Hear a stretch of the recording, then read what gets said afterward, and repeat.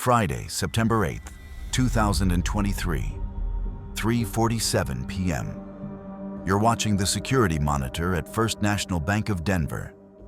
Camera 12 shows the loading dock behind the main branch. Standard Friday afternoon. Armored trucks coming and going. Guards in bulletproof vests moving metal cases filled with cash. Everything looks routine, professional, secure. Then you see him. A man in a Brinks uniform, wheeling a dolly stacked with canvas bags toward a white armored truck. He moves with purpose, confidence, like he belongs there. His badge reflects the afternoon sun. His uniform is crisp, official. He loads bag after bag into the rear compartment. Methodical, efficient, unremarkable. What you don't realize, what nobody realizes for 72 hours, is that this man doesn't work for Brinks. His uniform is counterfeit. His truck is stolen. And those canvas bags contain $17 million in unmarked bills that should be locked in the vault 3 floors below your feet. For 63 minutes, while 8 security cameras record his every move, he systematically empties one of Colorado's largest cash reserves, in broad daylight, on camera. And nobody notices until Monday morning when the weekend cash count comes up 17 million short.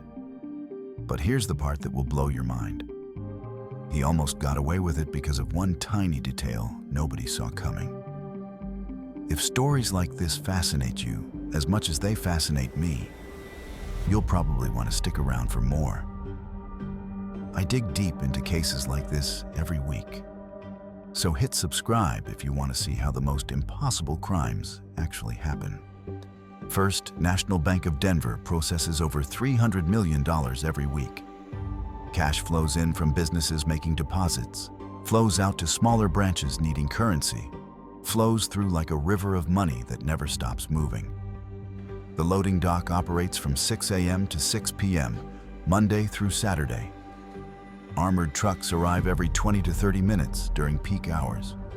Brinks, Loomis, Dunbar, different companies, same routine.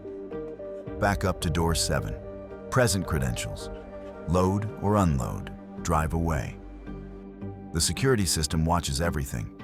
8 high-definition cameras cover every angle.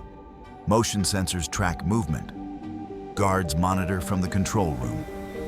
Everything recorded, everything logged, everything audited.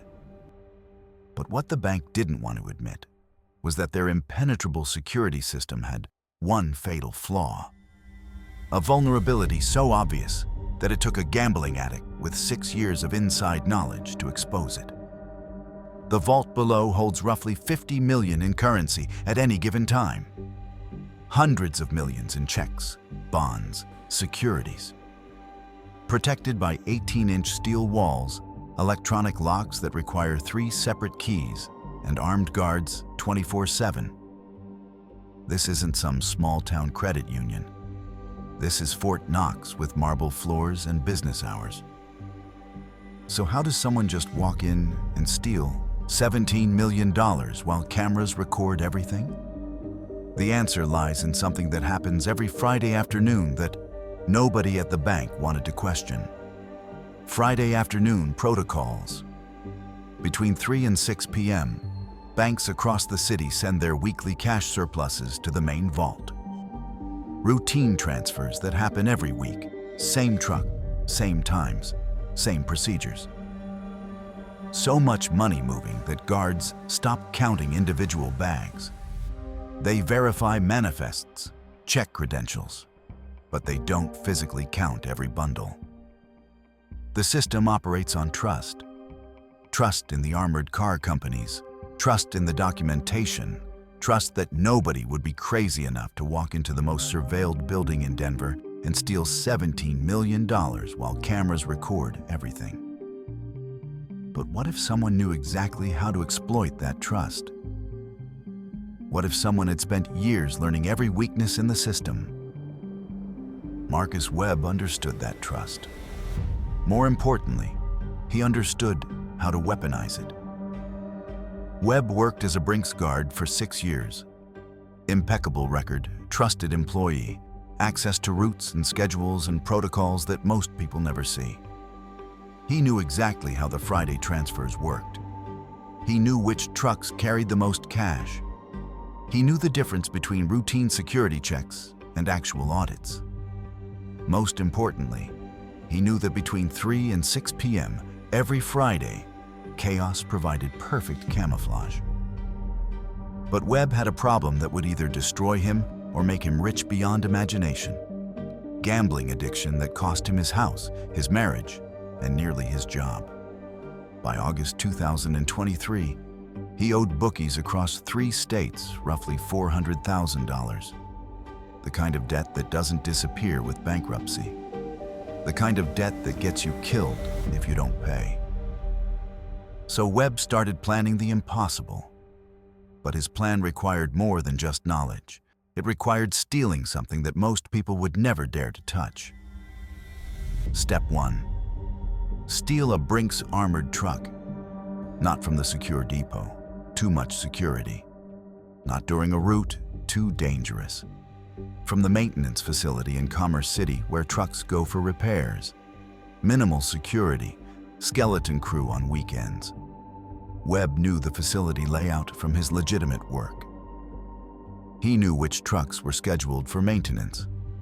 He knew exactly when guards changed shifts. But how do you steal an armored truck without anyone noticing? Webb's solution was so simple, it was genius. On Saturday, August 26th, he simply walked into the facility wearing his legitimate Brinks uniform, climbed into truck number 479, and drove it out the front gate. Nobody questioned him. Nobody checked paperwork. He was a trusted employee taking a truck for a test drive. Normal, routine, invisible. But stealing the truck was just the beginning. Now he needed to figure out how to steal $17 million without triggering any alarms. Step 2 required inside knowledge that Webb possessed but shouldn't have. Every Friday, Mountain Vista Credit Union transferred their weekly surplus to First National's main vault. 7 to 8 million in small bills, 20s and 50s, accumulated from thousands of small transactions. Perfect for stealing because small bills are harder to track, easier to spend, virtually impossible to trace once they leave the banking system. Webb knew Mountain Vista's schedule because he'd worked their route for 3 years. He knew their manifest procedures, their bag configurations, their security protocols. More importantly, he knew they transported cash in unmarked canvas bags that looked identical to dozens of other transfers happening the same afternoon. But Webb needed more than 8 million to solve his problems. He needed exactly 17 million, which meant he had to steal from multiple sources simultaneously. And that's where his plan became truly audacious. Friday, September 8th, 2:15 p.m. Mountain Vista's legitimate Brinks truck arrives at First National's loading dock. Driver presents credentials. Manifest shows 8.2 million in mixed currency. Guards verify paperwork and begin unloading. 37 canvas bags, each containing roughly $200,000 in mixed bills. Standard procedure. The bags get loaded onto dollies and wheeled into the vault elevator. Except today, they don't make it to the vault. Today, they're about to disappear into a stolen armored truck driven by a man who knows exactly how to make $17 million vanish in plain sight. But first, Webb had to convince the guards to help him steal their own money. 3:47 p.m. Webb's stolen Brinks truck pulls up to loading dock door number 7. Perfect timing. Rush hour for cash transfers. 8 different trucks making deliveries. Guards overwhelmed with paperwork and schedules. Webb presents forged credentials that identify him as Thomas Rivera, legitimate Brinks employee assigned to special transfer duty. The manifest in his clipboard shows 17.3 million in currency bound for Federal Reserve Bank in Kansas City. Emergency transfer, rush priority, authorized by regional management. Everything looks official, professional, routine. The guard barely glances at the paperwork. He's processed 47 manifests since lunch. This is just number 48. But what the guard doesn't notice is about to cost the bank everything. Now comes the hardest part. Webb has to load $17 million into his stolen truck, while 8 security cameras record everything, while guards watch from the control room, while legitimate Brinks employees work 20 feet away. Any mistake, any suspicious behavior, any deviation from standard procedure triggers immediate investigation. He has to be perfect for 63 consecutive minutes while committing the largest bank robbery in state history. But Webb has one advantage that makes the impossible possible. He knows exactly what normal looks like. The first dolly emerges from the vault elevator. 22 canvas bags containing $4.4 million.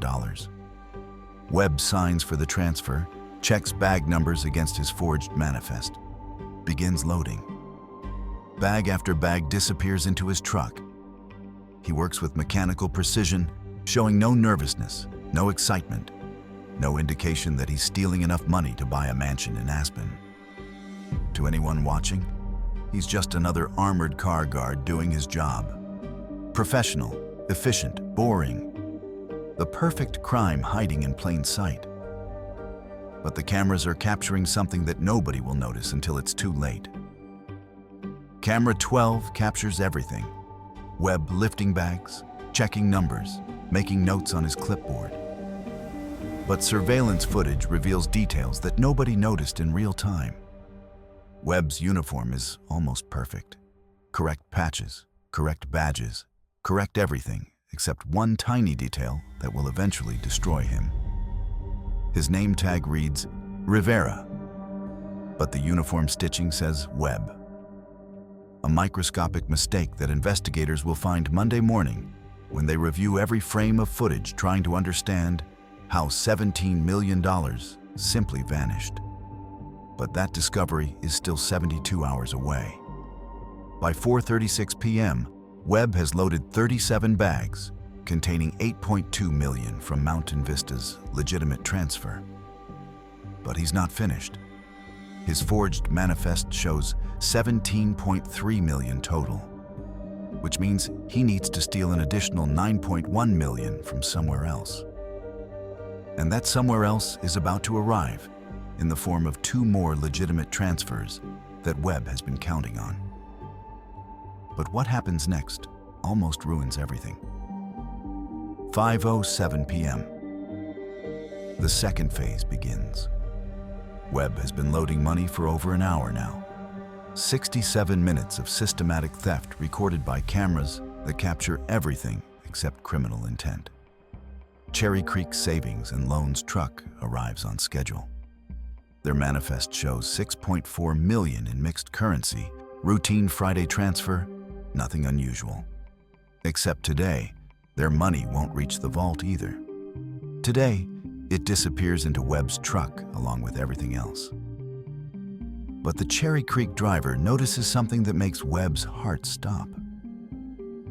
Hey, Rivera, didn't I just see you at the Federal Reserve facility this morning? Webb freezes. His cover identity is about to be exposed by someone who actually knows the real Thomas Rivera. But Webb has prepared for this exact scenario, and his response reveals either brilliant planning or incredible luck. Nah, man, I've been running Mountain Vista routes all week. Must have been someone else.